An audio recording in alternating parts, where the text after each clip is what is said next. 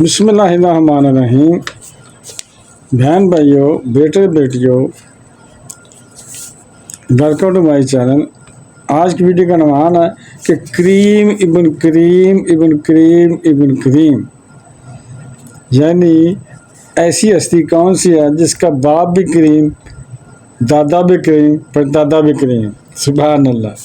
تو سنیں ذرا غور سے۔ پوچھا گیا یا رسول اللہ صلی اللہ علیہ وسلم، کریم کا بیٹا، کریم کا پوتا، کریم کا پڑپوتا، خود کریم کون ہے؟ تو آپ صلی اللہ علیہ وسلم فرمایا یوسف نبی، اللہ نبی اللہ بن نبی اللہ بن نبی اللہ، یعنی اس کا باپ بھی نبی، دادا بھی نبی، پردادا بھی نبی۔ سبحان اللہ۔ تو وہ کون تھے؟ حضرت یوسف علیہ السلام، بیٹا یعقوب کا، وہ بیٹا اسحاق کا، وہ بیٹا ابراہیم علیہ السلام کا۔ یعنی حضرت یوسف علیہ السلام بھی نبی تھے، ان کا باپ یعقوب علیہ السلام بھی نبی تھا، ان کا آگے والد اسحاق علیہ السلام بھی نبی تھا، آگے ان کا والد سبحان اللہ حضرت ابراہیم علیہ السلام وہ بھی نبی تھے۔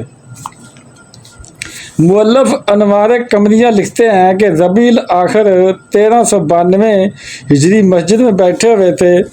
حضرت شیخ علیہ السلام المسلم رحمۃ اللہ نے فرمایا، بعض لوگ اعتراض کرتے ہیں کہ جب تمام انبیاء علیہ السلام معصوم ہیں تو حضرت یوسف علیہ السلام نے گناہ کا قصد کیوں فرمایا؟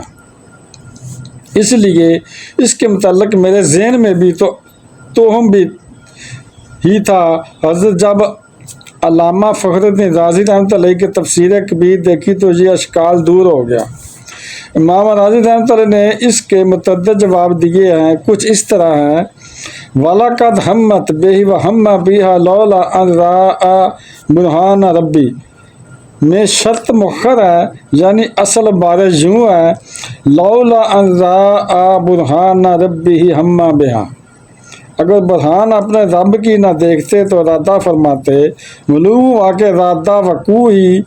میں نہیں آیا تھا اور قصد پایا ہی نہیں گیا۔ نمبر 2، اِنَّ عِبَادِي لَيْسَ لَكَ عَلَيْهِمْ سُلْطَانٌ وَكَفَىٰ بِرَبِّكَ وَكِيلًا،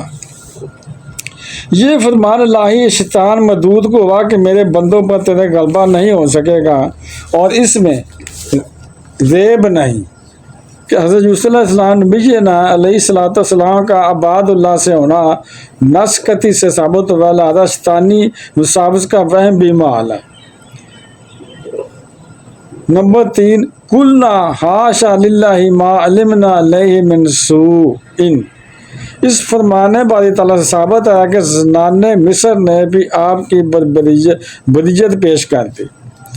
نمبر 4، قالت امرأۃ العزیز الآن حصحص الحق انا راودتہ عن نفسہ وانہ لمن الصادقین، اس فرمانے باری تعالیٰ سے ازمن الشمس ہے کہ خود زلیخا نے حضرت یوسف علیہ السلام کی پاک دامنی و معصومیت کی شہادت دی۔ نمبر 5، وَإِنْ كَانَ قَمِيصُهُ قُدَّ مِنْ دُبُرٍ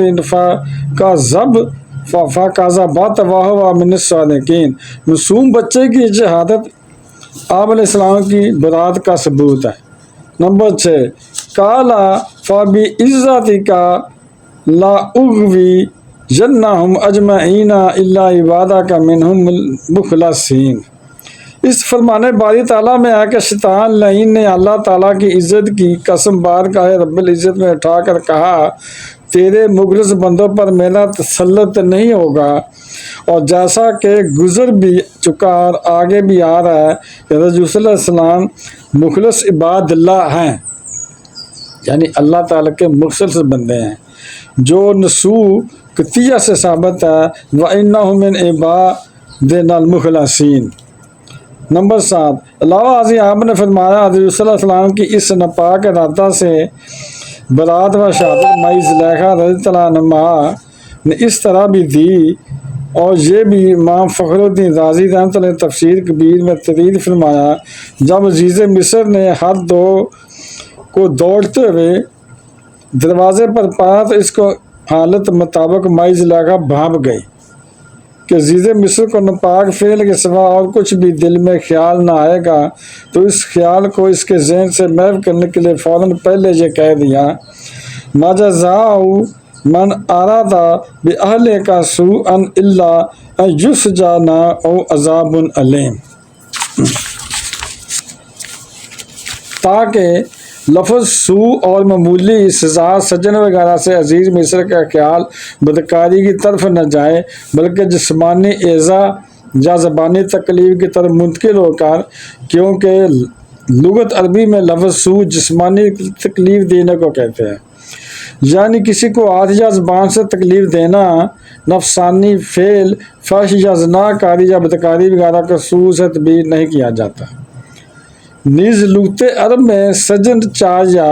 5 ماہ کی قید کو کہتے ہیں، زیادہ قید کو حجز کہتے ہیں۔ تو الا ان یسجن سے ایذا ثانی کی قید کی طرف اشارہ ہے، نہ کہ فحش فعل کے ارادہ کی طرف، اور عذاب علیم کا مطلب الا ان یسجن کے برابر مساوی درد و تکلیف دینا مراد ہے۔